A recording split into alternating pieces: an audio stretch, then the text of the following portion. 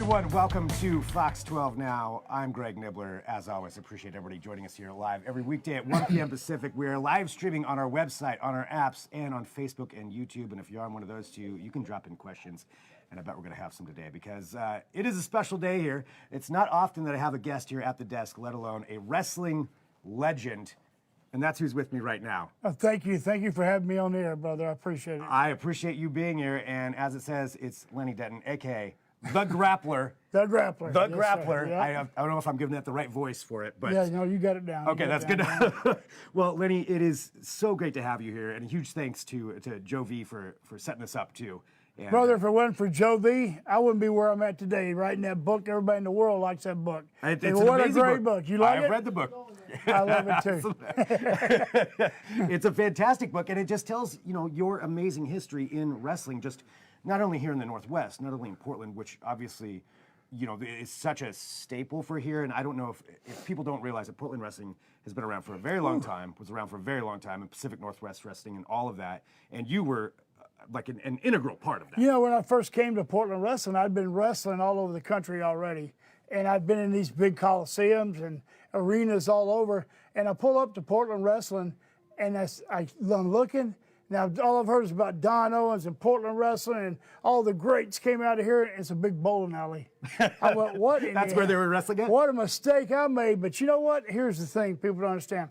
Once I got in that bowling alley, and all that atmosphere and those people and the Crow's Nest and Don Coss and Don Owens, and brother, I loved it. I fell in love with it. I'm so glad that made my career. I loved it. I mean, I really enjoyed wrestling more than anywhere in the country. What do you think it is about here in Portland and the Northwest that people love wrestling? It's like the guys come, and a lot of guys come, and they ain't got the big name already, like Nationwide or nothing, like Piper did, Jimmy Snuka, guys like that. Yeah, they come in, the people are kind of like rooting for them, get behind them, and watch them grow. So it's like a family thing, and their kids grow up. And the one thing they love, they come out, they can see themselves on TV when they go home to watch wrestling. So it was a great thing, like an institution with the people of Oregon, you know what I mean? Yeah, they support. It's part of the community. On Channel 12 TV, yeah. Channel 12 TV, yes, right sir, here. brother. Which that's absolutely, which is why it's so great, having you here on Fox 12 Now too.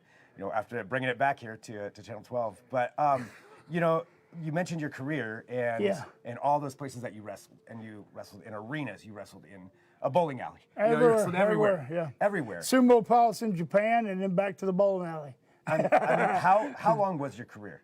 I did, well, let's see, I broke in 77. 77. Okay, and I still manage guys. So, I don't know, that's around 46 years. But yeah. Full-time wrestling, I'd say probably at least close to 30 years. Wow. Yeah, full-time before the injuries. I said, I can't go no more. Which I can imagine, I mean, well, it takes I had to replace vertebrae and all this. And they go, well, you can go ahead and take those falls, Grappler. That's what the doctor and surgeon says. That's fine, but this time you probably won't get up. He said, if you do, you'll be a paraplegic. I went, well, it's time to start managing. Maybe that's and back up a little bit. Just back up a little bit. Well, with all that risk, for injury and the touring and the travel and the toll it takes, what is it about it that really drew you in, that made you love it to keep doing that? It just gets, it's like something. Here's what it was. I wanted to be a pro baseball player, but I had to work hard to get the scouts to even look at me and all this. But in wrestling, I went out there and I could accidentally do good. I don't know why. I had a knack for it. And then once you get out there and you hear the roar of the crowd and the smell of the popcorn and all the stuff that goes with it, and the camaraderie with the guys in the dressing room and on the road, all those road stories, that I tell, it just starts to get in your blood, brother, and you can't get out of it. I mean, it's like, what am I going to go back and be a carpenter now? Right. I don't think so. It's already in your blood. Yeah, I got to get on there and tell the people I'm the Grappler or whatever you are. You know what I mean? Yeah, just in your blood. It's like being in showbiz. You can't get it out. You know? Yeah, what I mean? I mean, that's why I've got that show. Like that's the reason I'm doing the stand-up now. Yep. Over at the Hawthorne Hideaway. Yeah. This Saturday, because I can't get in there and wrestle no more. But you know what? I created a one-man show, and me and Roddy Piper kind of did that together. And then God bless him, he passed away, so I continued on. and I do that one-man show so I can still get out there in front of the crowd and feel that feeling of those people listen to those stories. I love it. Love doing that. And I want to talk all about that too, because you mentioned it. I've got it right there. We're going to Hawthorne Hideaway. That's Saturday, November 18th. Yes, sir. Is when you're going to be there. But you mentioned a couple of things: the camaraderie. Sure. Traveling with all the guys. Sure. And telling some of those stories. Joe brought it up to me here before we went on air. One of the stories, and I would love it if we could hear about it. Okay, yeah. Something about driving Ric Flair around. Okay, Jovi knows a lot, just about all my stories. But this one here, he liked the case. But here's what it was. I was just still trying to get a break. I was greenhorn, they called it. I think I was 19 years old, and I was in the Mid-Atlantic territory for the Crockett's. And, they went to North Carolina, Virginia, South Carolina, all over the place. Big territory. You had to drive all these shows and drive back. Right? Well, Flair was the main event. This is before he got the world belt. And so he was like the top main event in the territory. And so everywhere he went was sold out. And so he had a Cadillac and he had a brand new Lincoln, but he got so many speeding tickets he lost his driver's license. So we're at TV one night in Raleigh, and the Crockett's go, here's like 10 of us guys are all rookies. He goes, find you a driver. Why Flair picked me, I have no idea, but thank God he did. We got to be real good buddies. And, you can imagine this guy's, they're grooming him for the world title. Yeah. And so he wrestles all the greats, Harley Race, the Funks, everybody all over the nation every other night, right? Yeah. Or every night. And so now I'm listening to him, and we get in the car on the way home. Hey, Rick, tell me how to do this interview. Tell me how to do that interview. What did I say on this? Hey, how did I handle this match? And all that education I was getting. And I tell you what really wasn't too bad was at the end of the night, he would take care of the rooms, he'd take care of the gas, all the drinks, and all the pretty ladies. And he had plenty of them every night. He ain't lying. Ric Flair. He was the nature boy, baby. Woo! It was one of the greatest years I ever had in wrestling. Yeah, with Ric Flair running around. Sounds like living the dream. Right I learned a lot too. I bet. So, on both sides, okay? Yeah. Tell them about the fight with the flat tire. Oh yeah. So this. Thanks, Joe. We're going along in Flair. So I'm driving Flair, but here's the thing: I didn't have no Lincoln and I didn't have no Cadillac. I had a Ford LTD too. So he had to ride with me. He said he didn't want to take his Lincoln on the road and all that, have me driving and wreck it. So I said, I'll ride with you. So we went to it was an Army base somewhere out there. And so we get out, Flair's got his robe and he's got his Halliburton briefcase and he's wearing his suit. And we get out and we go in this armory, all these Army guys, and we wrestle and we come back. And I open the trunk and he puts stuff back, and these Army guys go, man, what happened to the Nature Boy? We're in a spot show. You know what I'm saying? Yeah. Where's the Nature Boy? Where's all the pretty women? Where's the Lincoln, the limos, the diamond rings? You're a bunch of big old phony, you fake. But when they said that, Flair looked at him and said, what'd you say? Nobody calls me. They said, I'll tell you what, hot shots. There's like 4 or 5. Get in your car and follow us off the base. We'll settle this. So, okay, so they get in there and they jump in the car and they're following us off the base. I'm like, it's just me and Rick. Yeah. I said, I maybe can handle 1 or 2, and there's like 5 or 6 of these guys. Yeah. Rick says, I don't care. Pull it over. We're taking care of them.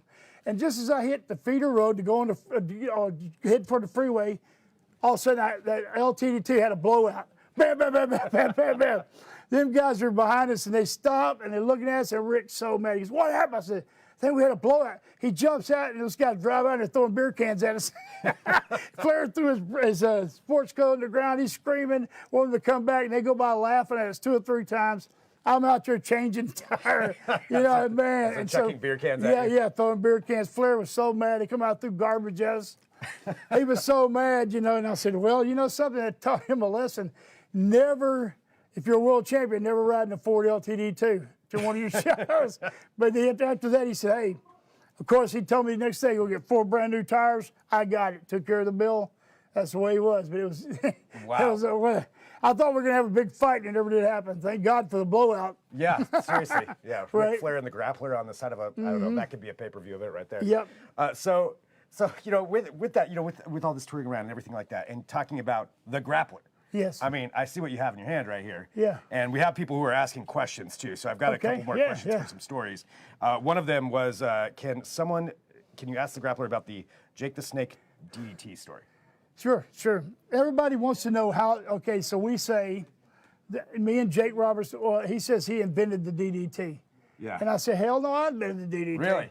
All right, so when me and Jake are together, we go, well, here's really what happened, okay? We were in, I thought it was Lake Charles, but it was a town called La Ranja, Louisiana, way down on the coast. It was just a little podunk town, but it used to have a packed crowd. There was a metal building, like a rusted metal building, and it said La Ranja Coliseum. And we used to go there, we'd have to wrestle. This is when we were first, Jake wasn't Jake the Snake. I wasn't the grappler. I was Lynn Denton, he was Jake Roberts.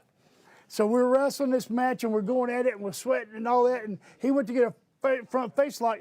His feet slipped out. He says I stepped on his foot.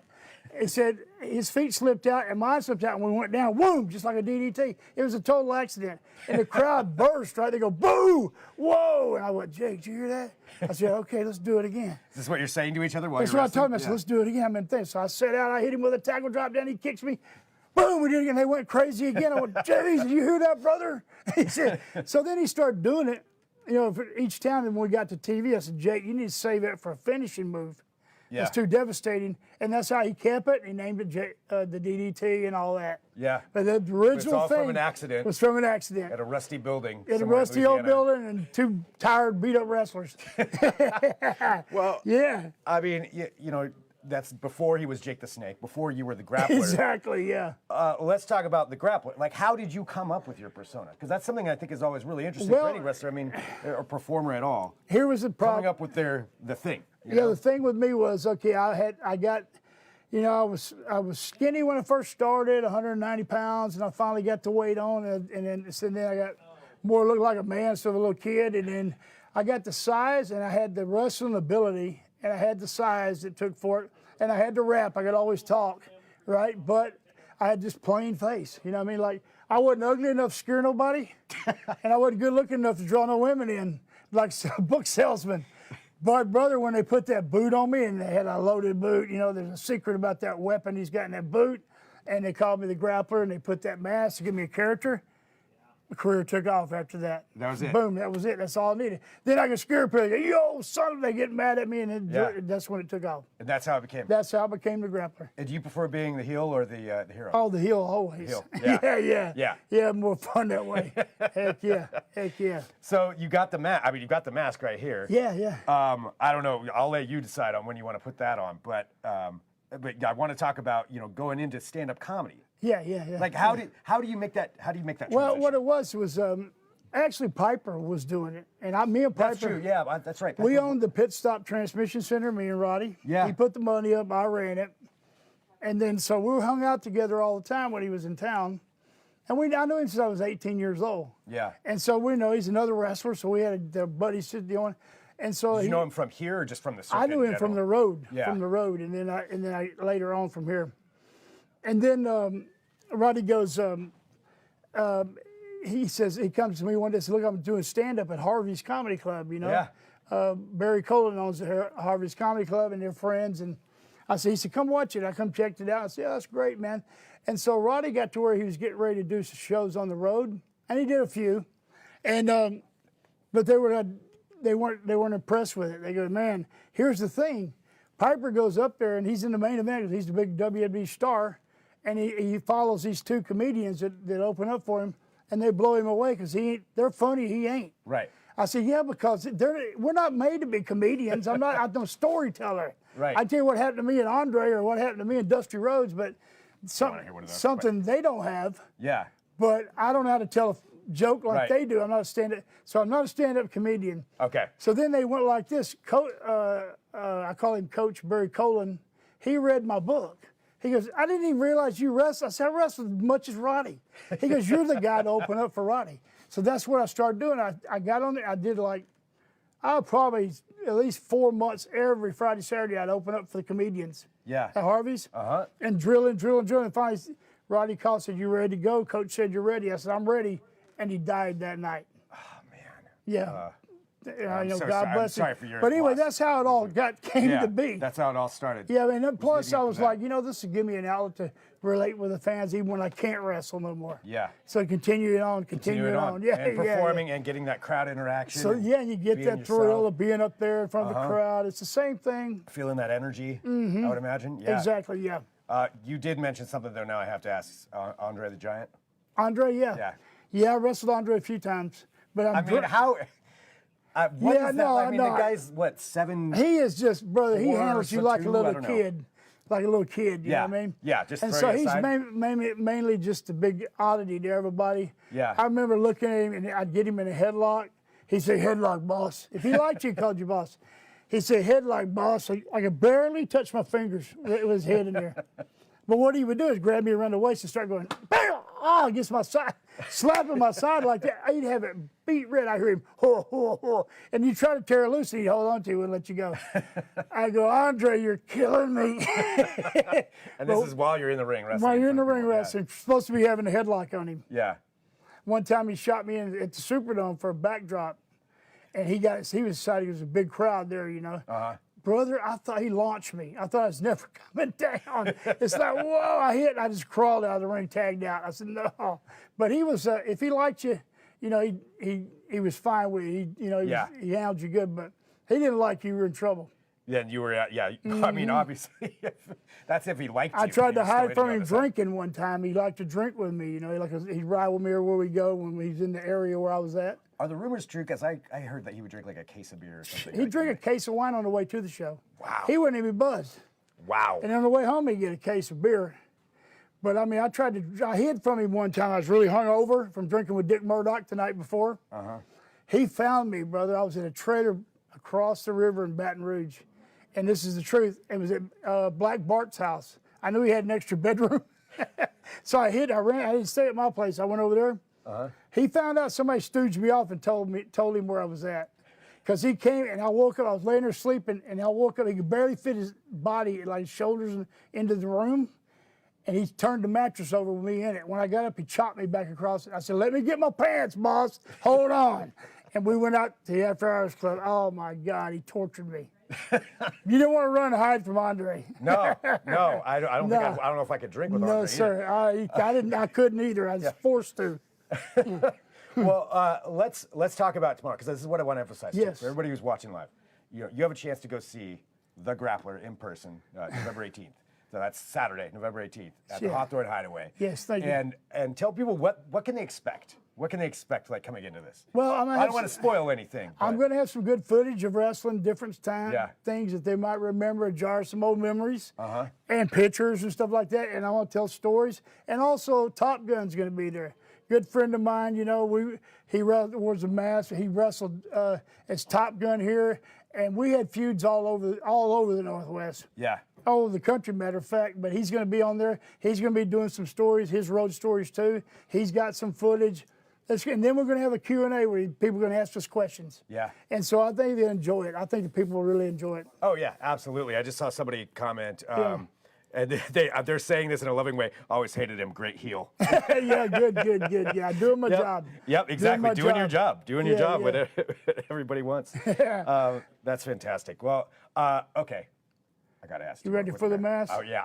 So I want to know what goes into you. What does it take to transition from being Lenny, who I'm talking to right here, we're having a conversation, into the guy that everybody, gets angry at, the Grappler? So I'll put the mask on and I'll show you and we'll close it out. Okay, You wanna sounds do good. that? Yeah. Okay, so I'm with you.